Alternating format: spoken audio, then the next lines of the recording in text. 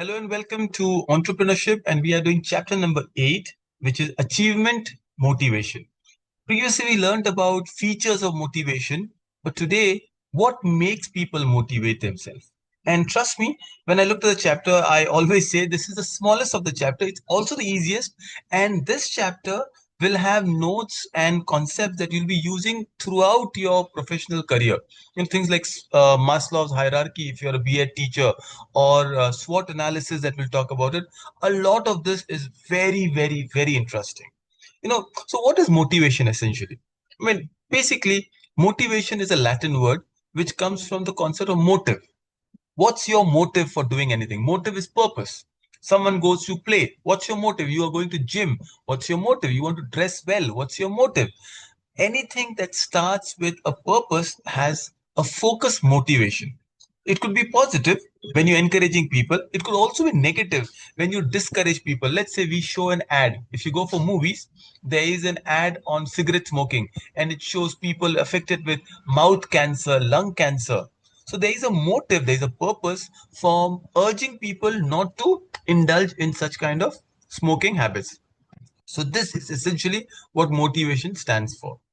Officially, there are some definitions of motivation.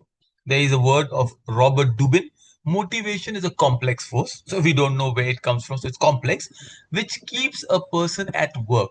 What keeps you going every day in and day out? And you could say money. Okay, there is a motivation. You could say prestige. There is a motivation factor. So these are the factors. In other definition, Mr. Marmoria or Miss Marmoria says motivation is a willingness to expend energy, right? It is the effort you're putting in. So people have booking turf and going to play football. You're willing to expend energy running around, shouting, playing, even fighting to achieve a goal. Very nice, football and a goal reward. So you'll remember this. So motivation is a willingness to expend energy to achieve goal. Earlier we said it's a complex force keeping a person at work. Just remember a couple of definitions and that should be enough. So motivation is a state of an individual which pushes him to seek a goal. Any two definition, ideally, you remember, and that should be good enough. Okay, so what is my easier part? I told you money, money, apna sapna, paisa, paisa, right? So financial and non-financial motivators. What could be financial motivators? And all you have to do is remember this one diagram. Financial motivation comes from these things: salary and wages, number one. Well, when you go to work, you get a monthly salary. That's your motivation. Also, there is something called allowances. What's allowance? So basically, you also get extra allowances. For example, a lot of company gives travel allowance. And that's a great motivation for salespeople. So you're going there, and I'll start marking it here. It's easier for you. You're going there, and besides your salary, you're also getting some kind of allowance, travel allowance, you're getting dearness allowance, you're getting house rent allowance, especially when you travel abroad, or you get some kind of money even to eat food, which is great. Then there's perquisites. In simple word, it's perk. There's a chocolate also called perk. They're not monetary benefit directly, but for example, they might get a company based car. Wow, that's nice. So that's a perk for being part of the company. Or the canteen has free lunches, or HRA, your rent free accommodation. They have quarters and you can stay there. Or school, for a teacher who's working in a school, the children of the teacher gets free tuitions for the school, so free school fee. These are called perquisites or perk. Then there is bonus. Well, you work extra, you get overtime. You work in Diwali, you work on festivals, you get bonus. You achieve a certain goal, you get a bonus. So these are bonus. So there's a salary which is fixed, but then there's allowance, right? But along with allowance, there's perks and there's bonus. And finally, of the couple of ones, there's profit sharing. This profit, it's called equity also. So let's say you are part of a startup company and they say we can't pay you 2 lakh rupees per month. That was your expected salary. What we'll give you is we'll give you 2% of the profit of the company. So if the company makes 2 crore, your 2% is far better than 2 lakh rupees that you might get. And slowly the perk increases as you go ahead. So that is an optional thing that you can think of. Also, beyond that, we have co-partnership and gratuity. So let me just read the whole thing. Now, what is co-partnership? Instead of giving you all the perks, all this thing, it is saying that no, you become part of the company. You get stake. 25% of the company is yours. So not only profit, but also the ownership of the company. It's a great matter of prestige. So you want to be a part of it. Let's say, Steve Jobs and Steve Wozniak, when they started Apple, they both didn't have, so they became co-partners, 50-50 partners in a company. And finally, there's gratuity. What is gratuity? It's called gratuity. Basically, it's also called pension. It's an amount that you are paid at the end of the service. So, even after a company retires, usually in government sectors, which is where people want to work in government sectors, a teacher, after she retires from a government school, will continue to get gratuity pension throughout her life as long as she's alive or a particular age group. So, these are some of the financial factors of motivation. Non-financial factors, well, let me give an example. Let's say you're working in a very, very prestigious organization. Let's call it, Ratan Tata. The prestige. I am working with the Tata Group. The idea, when you open a business card and you show them I'm working the Reliance, or I'm a Google employee, the prestige itself is more important. Then there's job security. Oh, Tatas don't fire people like a small company or any bank or any kind of a private organization would do, or the kind of security you get to work with a large conglomerate that you can have promotion opportunities. Great, right? Also, along with the same thing, it's organization environment. There's so much features. Today, companies have gyms, they have company picnics, they have motivational speakers coming in. So the environment is so conducive for you and not hostile. Opposite word. Recognition. Well, people want to be recognized. So there is employee, at the end of the year, you have best employee award. So you work towards that. You want to achieve that part of it. A lot of areas that you can look into it are non-financial motivation. There are a few more. Probably I'll just give you a few more examples. There is career advance opportunity, enrich job, participation employees. Remember some of the pointers you can even think of. For example, a company gives you opportunity to do your MBA part-time. That's an extra perk, right? But this is non-financial. Company gives you opportunity to travel. So you can go to Singapore. Imagine going to Singapore through your company's expense. Company's paying for it. Not only are you going there for work, but you're also seeing a new culture. You're traveling, you're seeing something. So it's financial and non-financial ideas that you're talking about.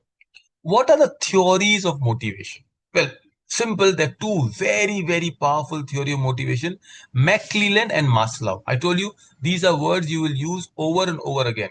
So what are the McClelland and Maslow's theory of motivation? Let's go ahead and let's check. McClelland.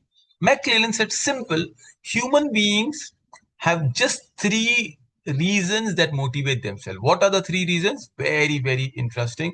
I'll explain to you. You can read on your own and it will be so easy, so beautiful. McClelland came with a theory of achievement, power, affiliation. What makes you push yourself? Sense of achievement. Okay, in terms of class, you want to be recognized, you want to be first, second, third in a class. That's a sense of achievement. Olympic people want to go for the gold, and a sense of achievement.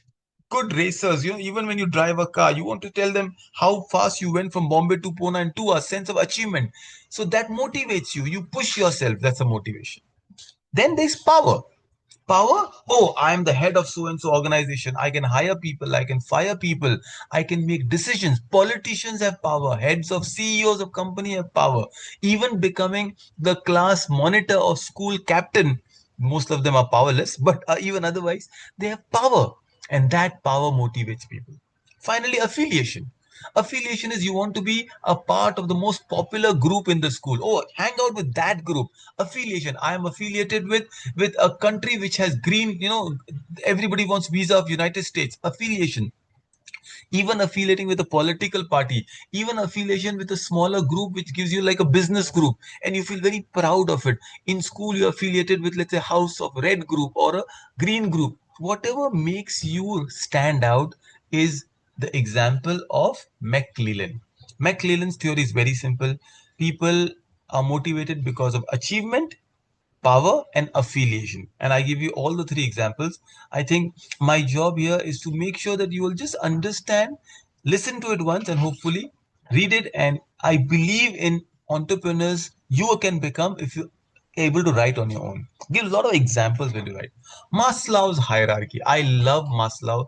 Abraham Maslow was himself a refugee from the European countries. He settled in the United States, and his own experience taught him that there are few things that people are motivated with. What are the few things? Let me explain. Only thing you have to understand is Maslow's triangle. And I'm going to unshare the screen for a while. I'm going to share something very, very interesting.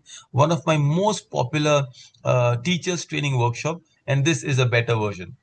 So look at Mr. Abraham Maslow. He's smiling. Maslow was a psychologist who studied human behavior. And he said something very simple. He said, people, okay, I'll not go to Life of Pi right now, which I'm going a little earlier, faster. Maslow came with an idea that the first thing anybody needs to be, motivated, successful, happy is your basic needs. We call it the psychological needs. What is this? The psychological needs are the needs that tells you, okay, as long as I can have food, water and shelter, roti, kapda, makan. It is also called basic needs. Maslow's hierarchy says basic needs. Once I have the basic needs, then I want safety needs. No, everything. Even education is a safety needs. So that's number two. So number three is no, that's not enough. I want friends. I want people to love me. I want good family life. So it's love and belonging. In his theory, McClelland, this could be affiliation. All right. So affiliation. I want to be affiliated. I want to have friends. Fourth is now that I want my self-esteem. Who am I? When I give my business card, I want some confidence. I want to achieve. So finally, after he says that people, they create great music, they create great art, they create great work only if they're satisfied. I'm not worried somebody's coming and robbing my house. I'm not worried about people liking me. I already have this. My self-esteem is high and I go on to solve problems. I become great. I become a genius. It's called self-actualization. Remember these words. They may look, a little difficult, but Maslow's theory is all about these amazing ideas. All right, so let me quickly go. Now, I did the whole idea with this Schindler, with this beautiful movie called Life of Pi. If these people were looking for all of the Maslow's theory, who would come where? I found out that perhaps at a lowest level was zebra, who just wanted to survive, roti kapda, right? But then at the second level for safety, maybe the boy Pi was there. Pi just wanted some kind of safety. Third level, for love and affiliation, it was the orangutan, right? Just it wanted. But self-esteem, the lowest self-esteem was of hyena. Hyena did not belong. People hated hyena. People always suspicion hyena. And finally, Roger, what is that? Roger Parker, right? The tiger was at the highest level. Please don't write this as an example in your exam. Teacher will not understand, but that's how I teach my teachers. And never forget, the tiger wanted self-realization. It said, I am the king, I am the beast, I am the predator, I am at the top of the hierarchy. All right. So this is how Maslow's hierarchy of needs looks like to make it more easy for you to understand. And that's all. This is, I said, no, it's a theorem you'll keep hearing again and again. Psychological needs or basic needs, air, water, food, safety needs. Even a job is a safety need. Health is a safety need. So then love and belonging, affiliation need, friendship, intimacy, family. Then self-esteem, your status, recognitions, and finally your self-actualization of what makes you who you are. So hopefully we can switch between Maslow's theories and I can go back to my chart, your notes. And this is what, again, I expect you to read it so that you learn the entire perspective. Although we've already done 14-15 minutes of it, I'll complete this chapter because there's just two more modules and I do it as a recap for you to understand. Locus of control. Who controls you? You? Oh, somebody can trigger you. Imagine you're driving and somebody overtakes you. Who controls you? And you get triggered. You want to race. You want to jump signals. You want to show him who is in control. Then it's an external locus of control. Write this example. It's a good example. So somebody else is controlling you. A teacher comes and says, oh, you're not good enough in maths. And you believe her. And somebody else is able to trigger you. You have external locus of control. Internal locus of control, you believe you have your own destiny. There is a beautiful quote, I'm sorry. कर खुद को ही बुलंद इतना कि हर तकदीर के पहले खुदा बंदे से पूछे बता तेरी रजा क्या है. Mr. Allama Iqbal has been a great poet. He said, make yourself so strong that even Lord comes and says, tell me, what do you want to do? It says you are controlling your destiny and you are not triggered by others. There are two words, react and respond. The people who react, I have external locus of control. I can trigger you and you can react. I can tell you, oh, your dress is not looking nice. You're not looking pretty. You have pimple on your face and you're triggered. Or People respond. I'm not okay, I'm not triggered by you. And that is locus of control. This is a beautiful diagram. I really enjoy teaching about it. That, it's also called fixed mindset and growth mindset. Who is controlling you? If you're a great artist, I don't mind even drawing this in a long answer quickly. I have internal locus. I make things happen. Nobody can tell body shame me. I determine my future. External, same thing, opposite. That's all. People trigger me and I don't know what to do with my life, etc. Finally, SWOT analysis. What's SWOT analysis? SWOT analysis, again, an MBA tool. All you have to do is draw a quadrant. So you draw here, you draw a quadrant, you write S, W, right? O, N, T. So basically strength, weakness, opportunity, and threat. Let's take up entrepreneurship as a subject. And let's do a SWOT analysis and all of it will become an easy for you. What's the strength of a subject? Oh, it's a progressive subject. It's a subject where I can score well. It's a subject which has a lot of concepts that I might need later. Strength. Weakness? Oh, it's a relatively new subject. There are no guides available. There are no question papers available. Weakness. Opportunities. As an entrepreneurship subject, I can go on and become a part of Shark Tank. I can be a part of MBAs. It will help me in my business. Opportunities.